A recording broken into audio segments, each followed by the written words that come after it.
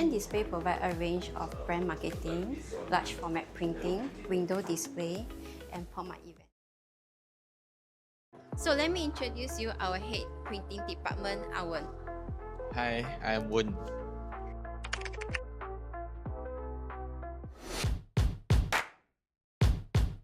Let me show you our 5-meter UV printer machine. It's under ES5. It's called Viltech S5R. I think now it's the faster UV printer in the world now. So he can one time print 4 rows together in the same time. The speed he can go to 750 square meter per hour.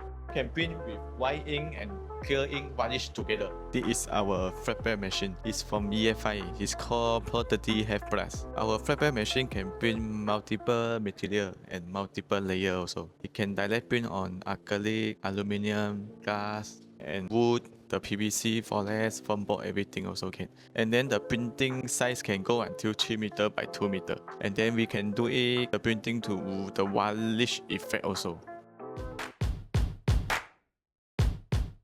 And then we also have some big 3D machine. It can one time print the size is like 1 meter width by 1 meter length and 1 meter high. It can finish done by 2 or 3 days.